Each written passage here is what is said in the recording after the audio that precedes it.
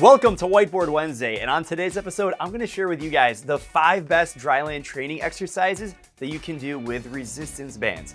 Now, if you're not familiar with resistance bands, these are a fantastic training tool that you can do at your home or on the pool deck, very minimal equipment.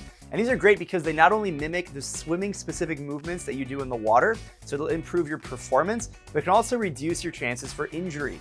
They come in a number of different colors and designs. Some have handles, some do not. If you're interested in purchasing a pair, we'll link them in the description where you can pick up your pair of resistance bands. Now you might be wondering to yourself, why would I do dryland training and what other resources can I have if I don't have resistance bands? Maybe you have TRX, maybe you have a Swiss ball, medicine ball. There's a number of different resources linked in the description. Of course, if you're new to the channel and you're new to the video, welcome to my Swim Pro, where we share the latest technique and training to help you improve your performance and health, both in and out of the water. If that sounds interesting to you guys, make sure you subscribe to the channel and of course, like the video. Now let's get into the first topic of understanding why you would do dryland training in the first place. And we're gonna talk about the 5 different exercises that are specific to the resistance bands. But first, I want you guys to fundamentally understand why you do dryland training at all. The first reason is that it will improve your performance. Now, obviously we want to swim faster, we want to get stronger, and by using things like a resistance band or other types of training out of the water, you get to get some muscle engagement and muscle recruitment and firing that you can't necessarily do in the water. So obviously we want to get faster, we want to improve our performance, and of course we want to prevent injury by focusing on certain movements specifically around the shoulder, around the waist, the diaphragm, lower back, and of course your knees. You can significantly lower your chances of injury because when you swim, you do the same repetition over and over and over, and you can have a lot of overuse injuries. So we want to stop that before we even get to the point of injury. And with resistance bands specifically, there's a lot of things you can do there. And of course, you want to stay engaged. You want to prevent burnout. When you swim over and over and over, it can be really difficult to stay motivated. Maybe you plateau in certain things. And when you train out of the water, it's so exciting because you get to work on something new and different. Maybe it's improving the number of push-ups you can do, how much weight you can move in the weight room, a certain skill that you can pick up with the resistance bands, for example. A lot of different things that you can do to stay engaged, both mentally and physically. And of course, no pool, no excuses. So if you don't have access to a swimming pool and you really have no option and you can't actually go to the water for whatever reason, maybe you're traveling, you're in quarantine, whatever the reason may be, you can always train in your home, in your garage, in your gym, wherever it is, you always have a way to train. If you guys like the swag that I'm wearing, no pool, no excuses, you can purchase this and other My Swim Pro swag underneath the video. So we know a couple of reasons why we want to do dryland training, but how about swimming specific movements? I mentioned it with the dryland resistance bands. There's really swimming specific focus here. So the first is obviously promoting good core stability. Streamline is the most important word in swimming. It is the fundamental body position. And anytime you can engage more than just a specific movement, like a bicep curl is only one specific muscle. It's an isolation movement. We really want to avoid those types of exercises. We can use them to supplement in with our other and complement with our other training, but it's really important to focus on compound movements that really engage the entire body, that promote good core stability, because that way you can transfer it into the water. Resistance bands specifically are awesome for that because you have to stabilize your body like a TRX band to be able to use it because you're leveraging your own weight against the resistance of the band. It also allows you to increase muscle length by stretching and flexibility. So you can improve your flexibility by training with resistance bands and other things. You can also get a full range of motion. So if you're lifting with dumbbells or barbells or heavy weights in the weight room, you're not really able to get that full length of movement and full range of motion like you can with resistance bands. So that's another big bonus. And of course, there's more dryland training resources. Really quick, before we get into the 5 swimming specific dryland resistance band exercises, here's a few articles and videos that I'm going to link in the description. The first one is how to work out at home. If you're stuck at home for whatever reason, you might want to figure out how to create a good, safe environment and what exercises you can do inside of your home. That's a great video. Another one is the 10 best core exercises for swimmers. These are core exercises, no equipment, all body weight. Check out that video. Another video is the 30 TRX or suspension cable exercises. Awesome video. And then the other one is the 20 medicine ball exercises. These are great. They're pretty complicated. Some can be pretty tough.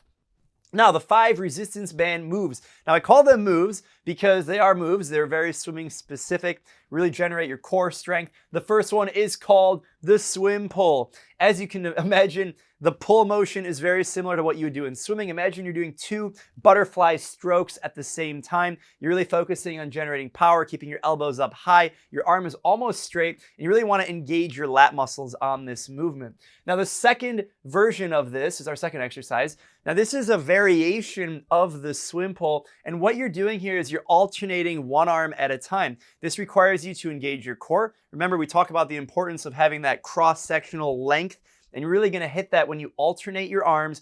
And the sprint version of this is moving your arms very fast. So similar to how you could sprint, and we talked about how you can improve your performance and get that muscle engagement that you can't get in the water. So when you're doing the alternating swim, pull, sprint, you're able to actually move your arms faster than you can in real life in the water. And so by really maxing out your body in this effort, this is a high intensity type of training, by really pushing your body to the point that you can't actually do it. Now, when I say pushing your body, that doesn't mean to the point of poor technique.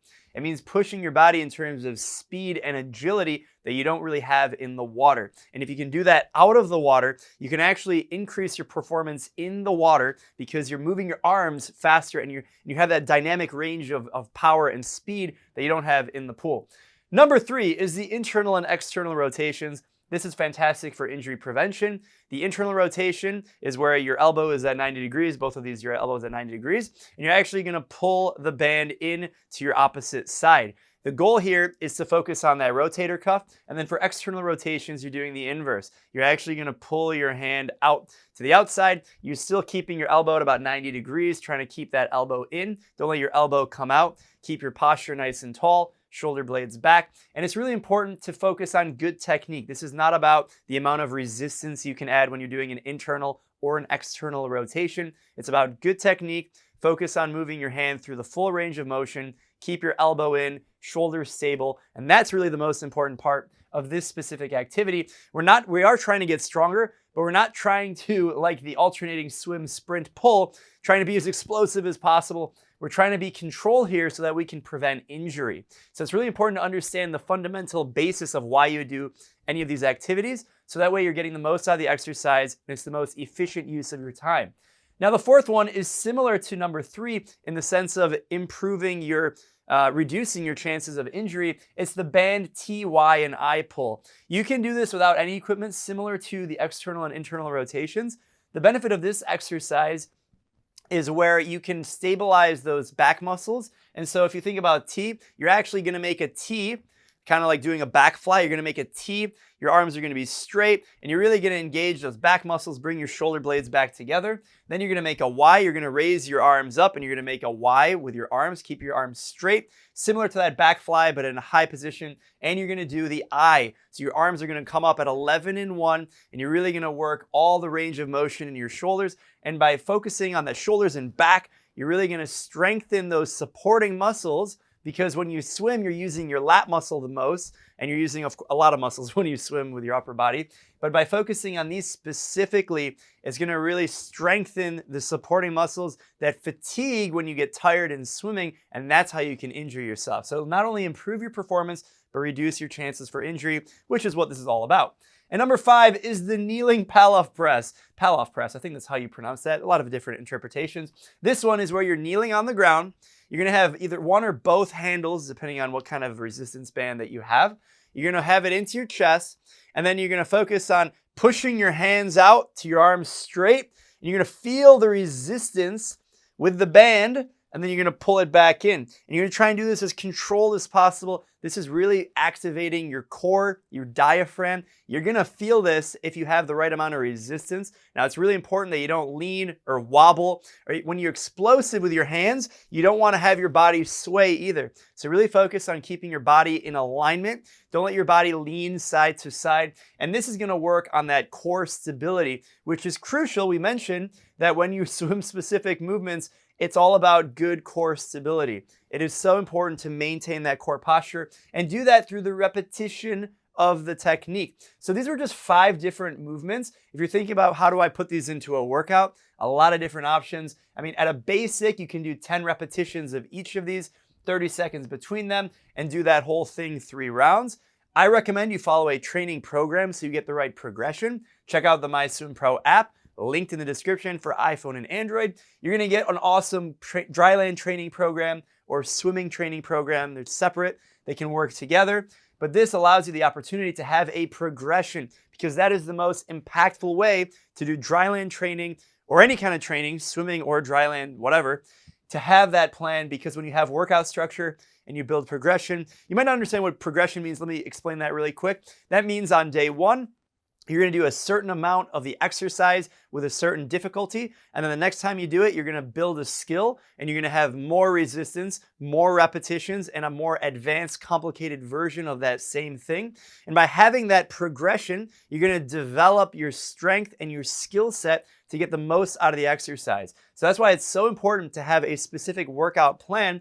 While you can do 10 repetitions of each of these and take 30 seconds rest, by varying not only the number of repetitions, but how much rest you get, and then the progression from workout to workout is the most impactful way to see progress in not only your fitness, but also your strength, and have the best chance for reducing your injury. And that's what we wanna do. We wanna improve our performance and reduce our injury. So by having a step-by-step guide with different skill levels, that is the most impactful way. So we'll link in the description a few different training plan options that are with equipment or no equipment. So whether you have resistance bands, you don't have any equipment, you have a Swiss ball, medicine ball, jump rope, yoga mat, foam roller, any equipment you have, we have different training programs that can use it. We have different training programs that you don't need any equipment at all. So if that sounds interesting, stay tuned. We have 3 different training programs with equipment that I'm gonna highlight right here, because we talked about the resistance bands. So the first one is called the Swimmer Strength Program. It's 8 weeks. It's great. It's a foundational strength training program